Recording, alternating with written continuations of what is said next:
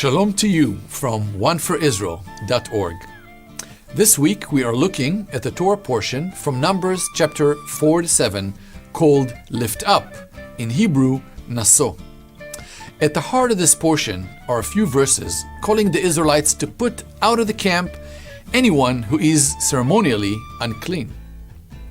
The Lord spoke to Moses, saying, "Command the people of Israel that they put out of the camp everyone who is leprous or has a discharge, and everyone who is unclean through contact with the dead. You shall put out both male and female, putting them outside the camp, that they may not defile their camp in the midst of which I dwell." And the people of Israel did so, and put them outside the camp, as the Lord said to Moses. So the people of Israel did. God is full of love, mercy, and grace, and desires all to come to Him. Yet He is holy, that is to say, He is separated from all evil and sin.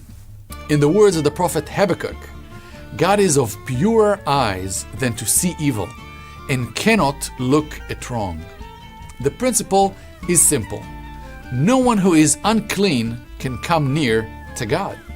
And in ancient Israel, under the Mosaic covenant, all the unclean were put outside the camp so as not to defile it. Throughout the Hebrew scripture, the prophets performed many miracles through God's power to encourage His people. But there is a special class of miracles that were never performed, the so-called messianic miracles. Only the Messiah would and could perform these miracles when He came, and would signify to us that He indeed is the Messiah. These messianic miracles focus on cleansing the uncleansable. In the Babylonian Talmud, in tractate called Nedarim or Vows, it states that the Messiah would heal a blind man from birth, cure the lepers, cast out a demon causing dumbness, and raise a man dead at least 4 days. For time's sake, we will focus on a miracle of cleansing lepers, since leprosy is mentioned in this week's Torah portion. Since the Mosaic law was given and completed, no Jewish leper had been healed.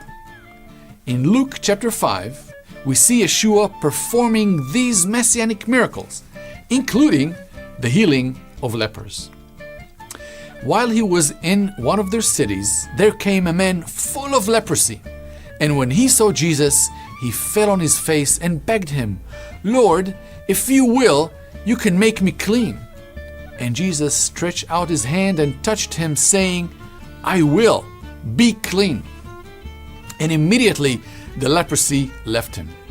And He charged him to tell no one, but go and show yourself to the priest and make an offering for your cleansing, as Moses commanded, for a proof to them. But now even more the report about Him went abroad, and great crowds gathered to hear Him and to be healed of their infirmities. Leprosy is a progressively degenerating disease, and this man was full of leprosy all over his body. Now imagine the scene. As this unclean man approaches Jesus, the disciples, along with everyone else in the crowd, pull back as quickly as possible to stay as far away from this unclean man as possible. Perhaps they even threatened to hurt him if he came any closer, as was the custom of the day. This leper made a bold move, risked his life by approaching Jesus, and made a strange request. "Lord, if you will, if you want, you can make me clean." He had no doubt about Jesus' power, but he questioned His love, compassion, and grace.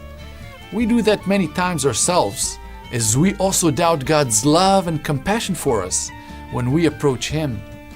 And Jesus tells him, "I want to heal you." But then He does the most peculiar thing.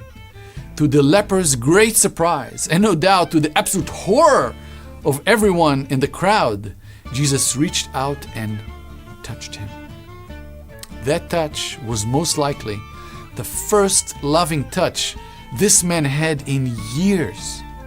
And this man was instantly healed, and Jesus sent him to the temple in order to be declared officially clean by the priests. Normally, when unclean people touched clean people, the clean people become unclean. But here, however, we see that Jesus, the perfectly clean one, makes the unclean clean by his touch of love. And he still invites us today to come to him with all our uncleanness, to take a risk like the leper and to reach out to him. And he is willing and able to cleanse us from all uncleanliness in order to bring us from outside the camp and into his eternal presence. Please join us next week for another installment of 5 Alive. Wishing you God's shalom from One for Israel. And don't forget to share. Our ministry, One for Israel, is an initiative of native-born Israelis on the forefront of media and high-tech evangelism, boldly proclaiming salvation to Israel. Raising up leaders and equipping them with the tools they need to transform our communities. We also provide humanitarian aid to Holocaust survivors with the love of Yeshua. Join us as we share the gospel in Israel. Become One for Israel.